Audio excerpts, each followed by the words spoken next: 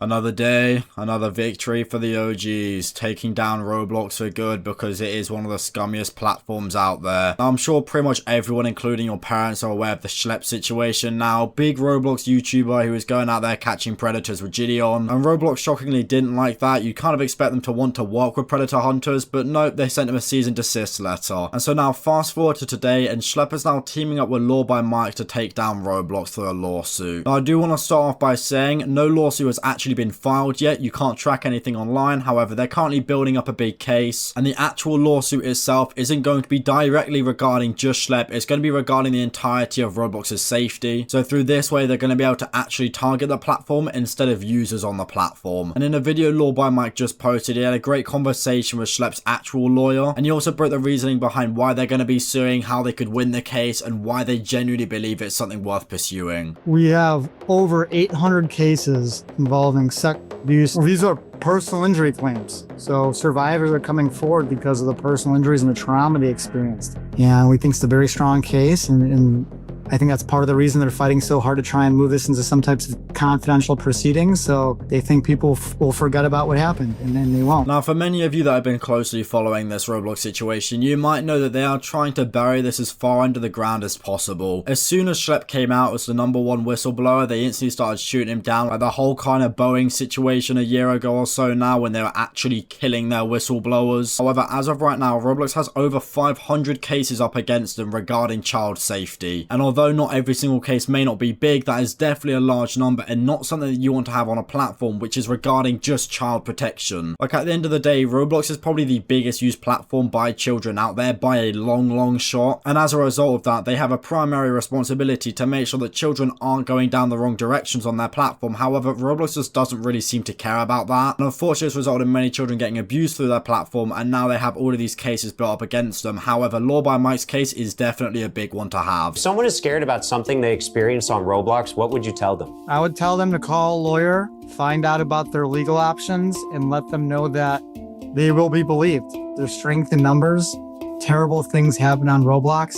Hundreds and hundreds of people have come forward. We're here for you. 100%. Now, I feel like most people, if they're going to be going through Law by Mike's video, they're going to be skipping this part kind of out. I really want to include this because there is a 100% chance that if you have been abused through Roblox, you will be able to get some sort of compensation from it. And when I say compensation, I'm not just regarding financially, I'm meaning mentally as well. Without a doubt, if you have any sort of physical evidence of someone abusing you through Roblox, you can 100% take that to court. And if you go through the right law firm, without a doubt, not only will it hardly cost you any money, but you will actually be able to get some sort of clarity from it. And so now in the second half of Mike's video, he talks about the 3 different reasons as to why they are going to be suing and as to why they have some sort of basis to actually sue. He talks about how easy it was to sign up to Roblox a couple years back in 2021. He discusses how often Roblox is used to like dangle in front of children's faces so then their abusers can get on like the good side of them. And he also discusses how terrible Roblox's moderation team is. First, until 2021, anyone could make an account by entering just a username, password, and birth date. Users could misstate their age and unlock unrestricted chat, which the lawsuits claim made it very common to find lower levels talking with adults. Now, I want to start off by saying when Mike says lower levels, he is talking about minors. He's just not directly going out there and saying it. He's using a lot more of a professional term. And although this is still happening on Roblox's platform, thankfully they are taking a step in the right direction. They are now requiring a facial scan or like an 18+ ID if you want access to like unrestricted chats. And if you do want to add someone over the age of 18, if you are a teenager, you need to actually know that person in real life. I don't really know how Roblox goes through with that system. If I'm being entirely honest, I really wouldn't be surprised if there's a way around it. I mean, at the end of the day, all it takes is for like a 20-year-old to like meet a 13-year-old and then they say like,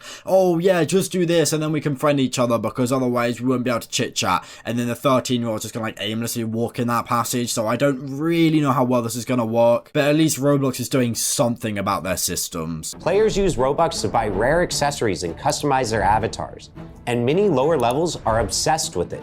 The lawsuits point out these players even say they do anything for Robux.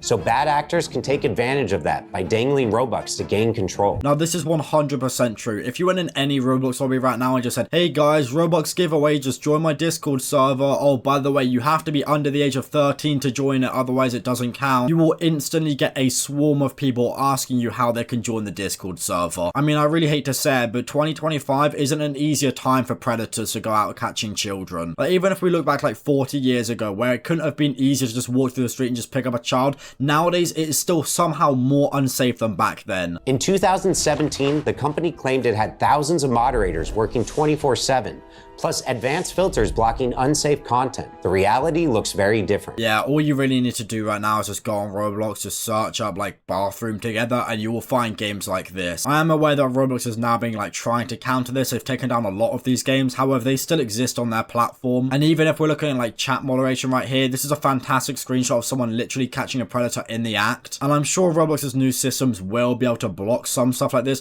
but I truly believe there's always going to be a way around it because Roblox doesn't actually care that much. I'm sure if I really wanted to, I could go on Roblox right now, just such a like hangout vibe place or something like that, and without a doubt I'll be able to find some sort of child predator within the next kind of 10 to 15 minutes. The company allegedly employs only about 3,000 moderators. Compare that to TikTok, roughly 3 times Roblox's daily users, but over 13 times the number of moderators on staff. Yeah, I really hate to be that guy, but that is just not on Roblox. Like, at the end of the day, your moderation system should actually be the most important thing to you. Having good moderation on a game is actually the main thing that makes it fun. I know a lot of people, if you're kind of older, you want to joke about in chat and write swear words and stuff and make people laugh. However, if we're talking about genuine active players, they probably don't want to see that stuff in their kind of chats, especially if they're like 9 years old. So by Roblox going out, they're actively stomping down with an iron fist and saying, hey, we want to moderate our stuff better, their game would literally be better, but for some reason they just don't do that. Like, a moderation team of only 3,000 people in comparison to like TikTok's, which is like 13 times that, just isn't on. If anything, Roblox should have a higher moderation system than TikTok. I know the platform isn't as big, but there are indefinitely more children on Roblox than on TikTok, because in most circumstances, if a child is actively using TikTok, all of their posts are getting shadow banned non-stop. Whereas if you take, for example, a child on Roblox,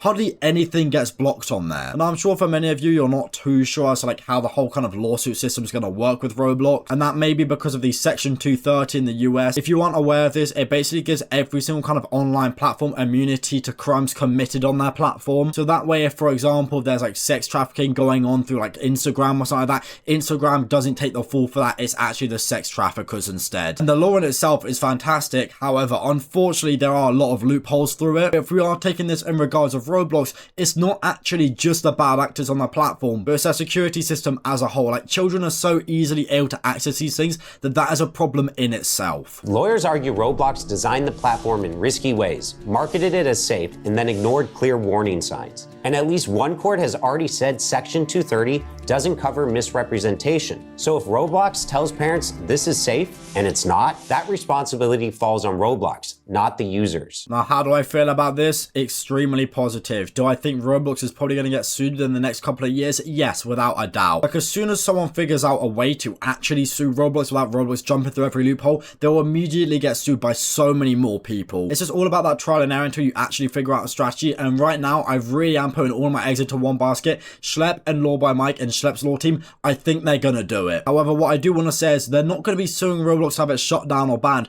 They're suing Roblox to actually make it a better platform. Like, at the end of the day, people don't want Roblox to fall into the earth. They want it to continue thriving. However, they want it to be safer. And just because this whole system is blown up, that doesn't mean you should want the platform to be taken down. You just want it to improve. So don't get that twisted in any sort of way. I've seen a lot of people going out there saying, oh, we want Roblox permanently banned. No, you don't. You just want Roblox to have a better security system.